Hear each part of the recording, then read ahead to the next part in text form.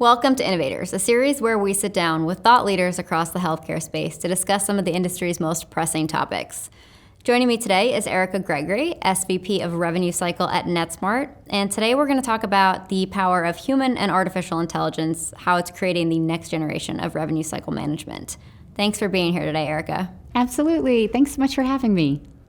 When we look across healthcare settings, the amount of manual human intervention needed to keep things running feels endless. What are the biggest pain points that you see in healthcare organizations in just maintaining that rhythm? Yeah, I mean, it's a great way to say it, that it feels endless. For somebody who's spent my career in revenue cycle, we've come so far, yet we still have so far to go. We didn't set out to create complex systems where we're chasing discrepant pieces of data all across payer portals and electronic interchanges and care records and EHRs.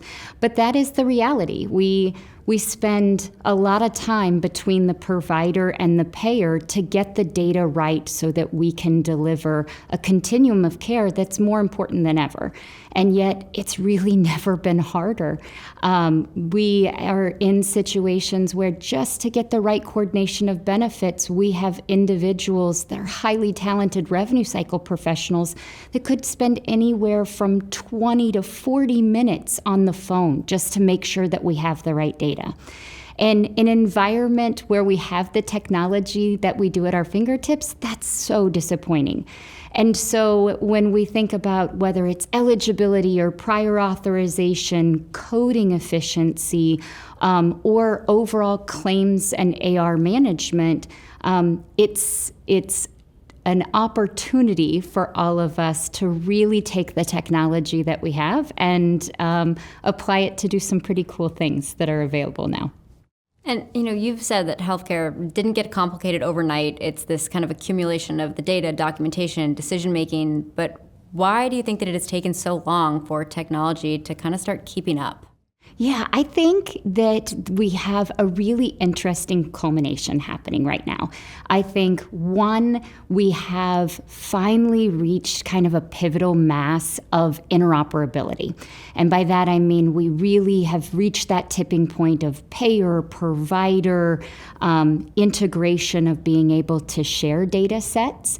And then I also think that we've now reached a maturity where AI is moving. And when I say AI, I mean augmented intelligence. Could be anything from the alphabet soup of whether it's machine learning or OCR or NLP or even robotic processing automation, that it's moving so quickly and at a pace that's becoming very easy to consume. And then finally, I think we're living in a market dynamic that while we have seen it before, it's really now more pressing in it than ever, that organizations are trying to do more with less. We're dealing with organization burnout like we've never seen before, both on the provider side of the house as well as in the back office side. And so it's never been more important to take those three things and pair them together to make some meaningful change in what is the backbone of healthcare, the revenue cycle. Well, let's talk about kind of what those changes are.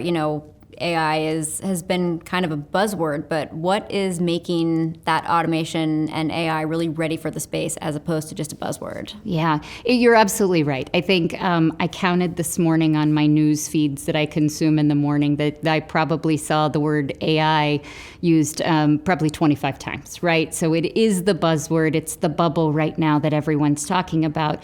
And I think when we think about AI, I don't think about it as artificial intelligence. I think about AI as in augmented intelligence. When we can use the power of the technology that's out there, I call it the alphabet soup, if you will, because there's so much nuance to the technology that is available and applying that technology to the right place in the workflow.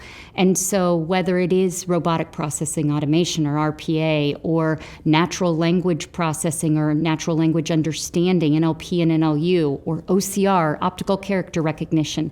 By leveraging those technologies in conjunction with each other, we're getting to a new form of AI that many have heard the buzzword of agentic helpers. And so by being able to combine these augmented intelligence technologies together, we can start making digital assistants that learn and adapt and can help our revenue cycle professionals be human beings that are able to be compassionate and care and help patients along the journey.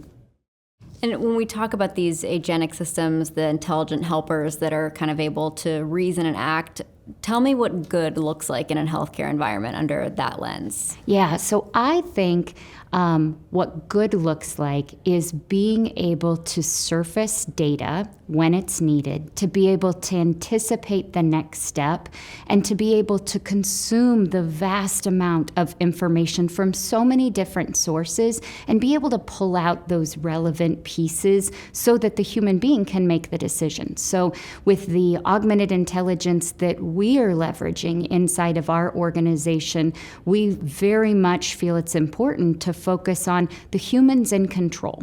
The augmented intelligence is surfacing insights, is providing information, is providing suggestions, but with our Alpha Coder tool, for example, it's a digital assistant meant to help coders be more efficient. And when you think about the average clinical chart has anywhere from 50 to 100 pages to review and consume, it's a lot. It's a lot of mental load on a coder. And so if a digital assistant can read all of the documentation, every page, every nuance, and be able to surface that information up so that the coder who's certified to do that job can make the intelligent decision, that's the dream. That's the good of being able to do the work with less mental drain and faster so that we can keep up with the increasing demand in healthcare. So almost looking at these digital coworkers as this system that's anticipating instead of reacting. Can you give me an example of what that or how that might show up in a typical day for a rev cycle team? Absolutely. So I talked a little bit about Alpha Coder and the digital assistant, but one of the digital assistants that we've actually had live for over a year is Benny, our digital collection assistant. And through our partnership with Inovalon, we've been able to enable Benny with a vast data set of transactions related to payer claim interactions.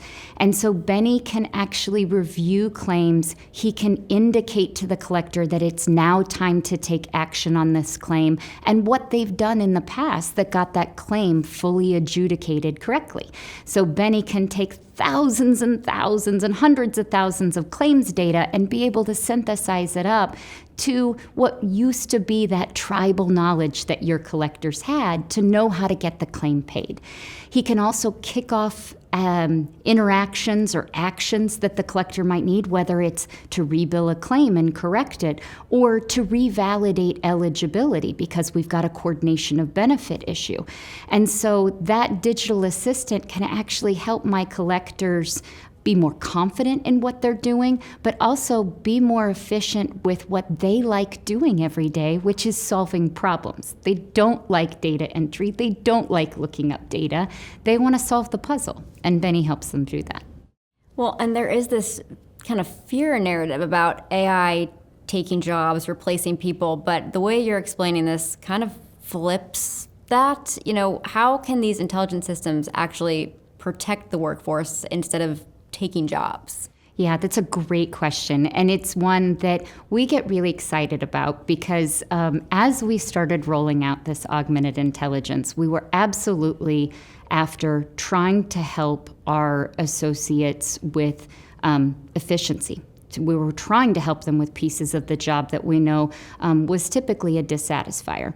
But what we found pretty quickly before we got to efficiency was a 4.5% increase on our associate engagement score. So we engage our associates every 6 months to ask questions about their satisfaction with the job.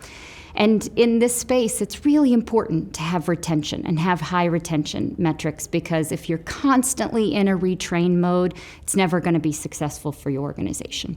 And so almost immediately, to get that bump in our associate engagement score and to see the comments coming back with, I don't feel as tired at the end of the day because I'm flipping between payer portals, or I'm moving data from one place to the next, and that's not rewarding for me in my job, that now I'm able to feel like a code breaker. That was a word that actually came to us from the engagement survey, and we've taken it up as a bit of a mantra that now our revenue cycle is full of code breakers, not data movers. And so for that piece, we really do feel like AI and these digital assistants are helping us preserve the healthcare workforce of revenue cycle professionals that we need to get us to the next level.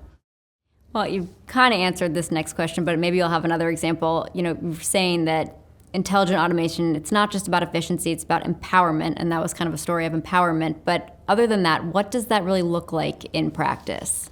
Yeah, so our Benny that I mentioned, our digital collection assistant, has been out in the wild now for a little over a year and a half. And over the last year, Benny provided over 2.5 million recommendations on how to work claims. And he actually ran 153,000 eligibility checks. So when you think about, from an efficiency standpoint, that, doing a real-time eligibility check could take you anywhere from, I don't know, let's be generous and say 1 minute. And then to be able to synthesize that data and move it into the next place, you're probably looking at 3 minutes. So 153,000 eligibility checks times 3 minutes, we're talking about real efficiency.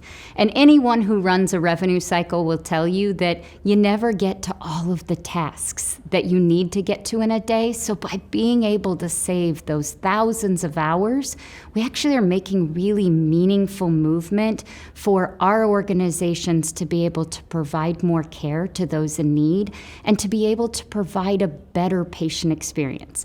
The one thing that we all know is at some point in your life, you're going to be the patient. You're going to have to engage with healthcare. And I sure know when I am the patient or when my children are the patient, you want that patient experience that feels like they know you, and you don't want to have to worry about a surprise when it comes to the billing side of it. And so we really think about these digital assistants not only helping us from an efficiency standpoint, but that really does trickle down into the patient experience.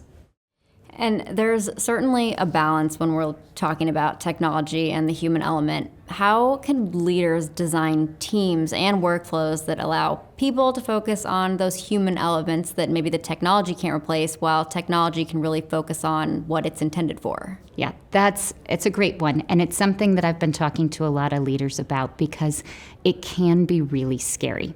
It can be scary for employees. It can be scary for leaders, because it does feel a bit daunting to where do I start and how do I get started? For us, we started on this journey about 4.5 years ago. And so when I look back at what has been successful, it really has been about starting small. Being really focused and diligent about having good documentation, because if you have good processes documented, then you have a great roadmap for technology to be able to engage.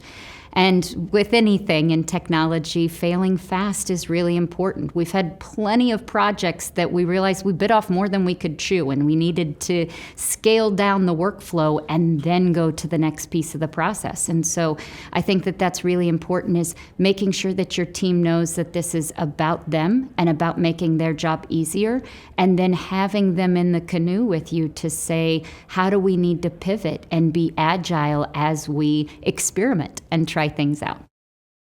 Erica, thank you so much for joining us today and for the wonderful conversation and, of course, continued partnership.